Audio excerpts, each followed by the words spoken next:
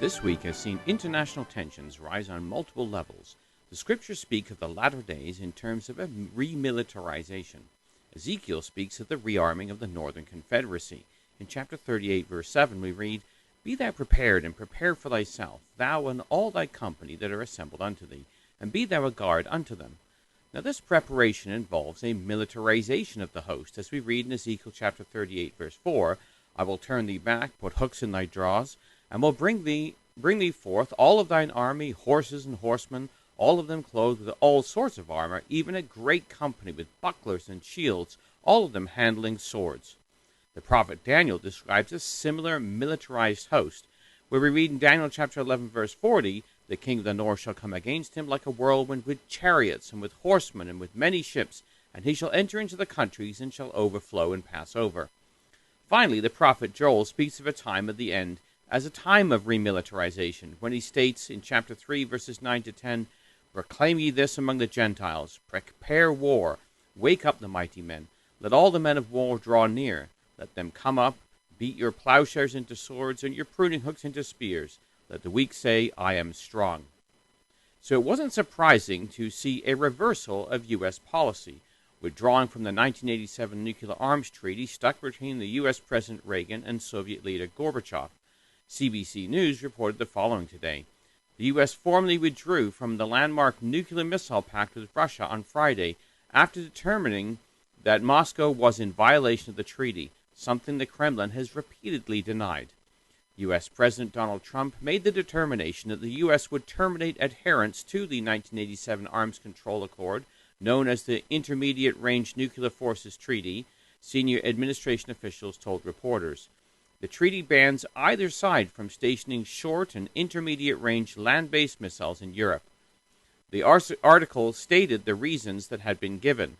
Russia's noncompliance under the treaty jeopardizes U.S. supreme interests as Russia's development and fielding of treaty-violating missile systems represents a direct threat to the United States and our allies and partners, Pompeo said. The senior administration officials who spoke on conditions of anonymity said Russia had deployed multiple battalions of a Russian cruise missile throughout Russia in violation of the pact, including in western Russia, with the ability to strike critical European targets. This article demonstrated the two main power brokers are both developing new weapon systems and building up their armaments once again, just as the scriptures indicated would be the case in the latter days. Now, in the quest for arms, that is feeding a division that has been taking place between America and Turkey as well. This is also leading to the estrangement of Turkey from NATO. A Jerusalem Post article reported yesterday, America made an all-out effort to convince Turkey not to buy the Russian S-400 anti-missile defense system, offering the similar Patriot system with advantageous conditions. It argued that introducing the Russian S-400 to the defense apparatus of a NATO member would in effect provide Russia with a fixed source of information on NATO capabilities and on its own, especially concerning the new F-35 fighter plane. Washington, as an added pressure, stopped training Turkish pilots on the plane in the United States. As the first components of the S-400 started arriving in Turkey, Erdogan announced that the sale would go on.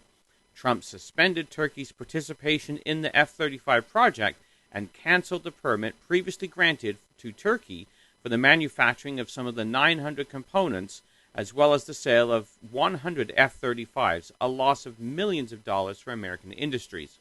This move by Turkey has created a hostile environment and is the latest in a rift between NATO and Turkey. The Jerusalem Post article gave a little background of Turkey's rift with the West, and it's worth a read. A synopsis is provided. Turkey joined NATO in 1952 to help keep the Soviet Union in check during the Cold War and keep the Bosphorus and Dardanelles Straits open to shipping. Its army is the second largest after America in the NATO alliance. America has given assistance to help build the Turkish army, and in return, Turkey has allowed America to use the Incirlik air base as a jump-off point for operations in the east. America even stockpiled tactical nuclear weapons at this base. However, in the 1970s, Turkey began to pull away from NATO, sending a force to occupy northern Cyprus, exiling 180,000 ethnic Greeks. This pitted Britain, another NATO member, against Turkey. Britain was prevented from intervening by the USA, which wanted to maintain stability in the region. After 9/11, America used the Incirlik base in Turkey to launch attacks against Afghanistan. When Erdogan came to power in 2002, he forbade the use of the Turkish base to launch attacks on Iraq. With the discovery of gas near Cyprus, Turkey has sent exploration vessels into Syrian waters, creating further hostilities. The article also stated, a presidential system was adopted in 2017. The regime is openly pursuing an agenda based on the greatness of the Ottoman Empire and on the extremist creed of the Muslim Brotherhood. Dubbed Neo-Ottomanism, a mix of religious and nationalist elements, this agenda led to the president to embark on an aggressive foreign policy to assert Turkish domination in the Middle East on the basis of Islam, the common denominator of the region. It failed dismally, end quote.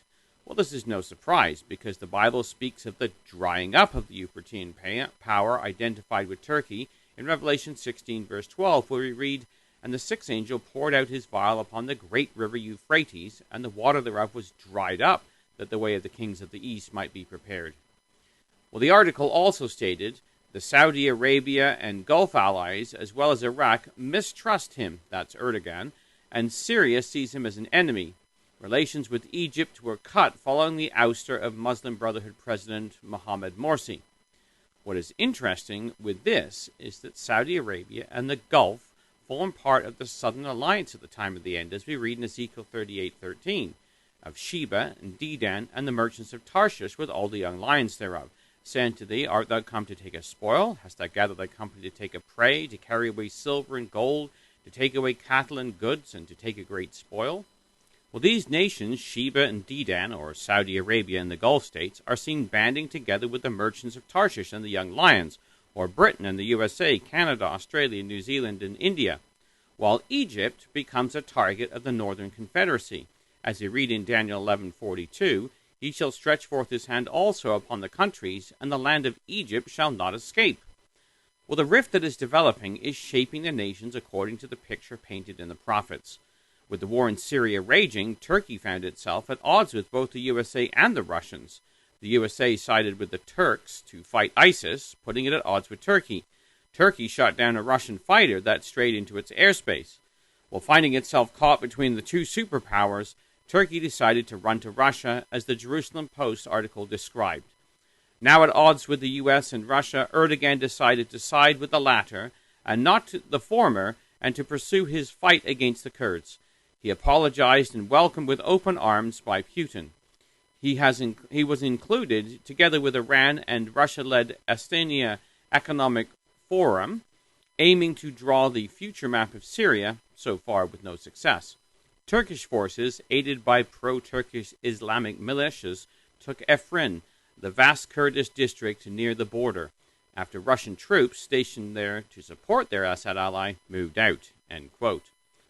Well, Russia has other interests in Turkey too, namely to supply it with gas and thereby exert further control over it.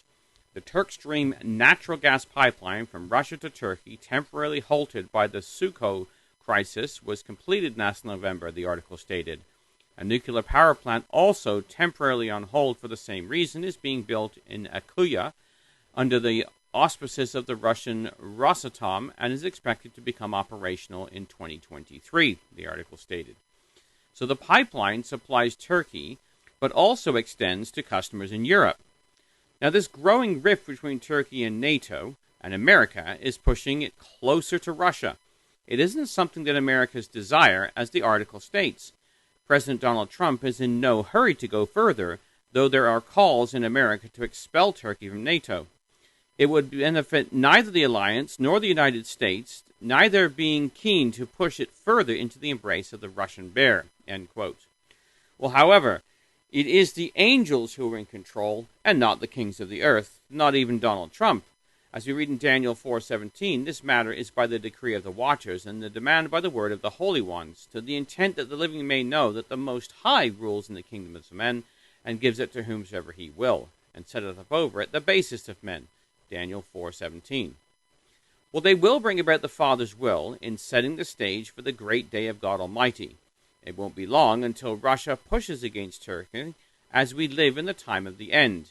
As Daniel 11 verse 40 states, at the time of the end shall the king of south push at him, Turkey, and the king of the north shall come against him, Turkey, like a whirlwind, with chariots and with horsemen and many ships. And he shall enter into the countries and shall overflow and pass over.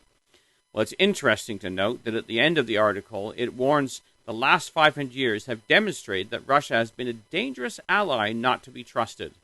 Well, the Bible's warning is much more powerful than history.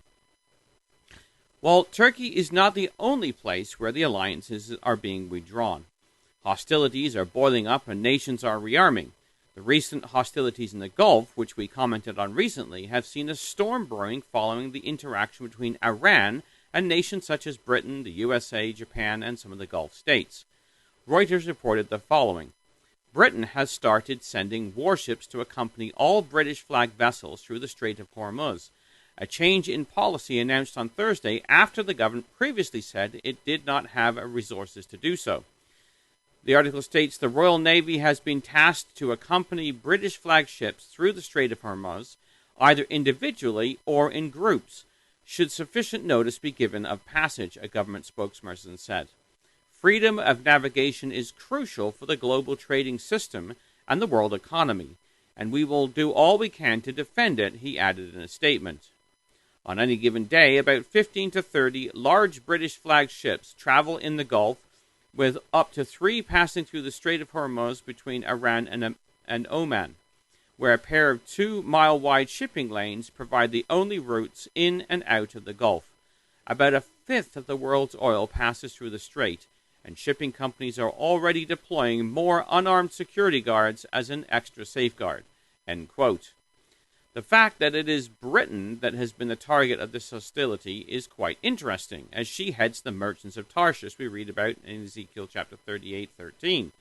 Tarshish is a maritime power, and this argument is all about the freedom of shipping.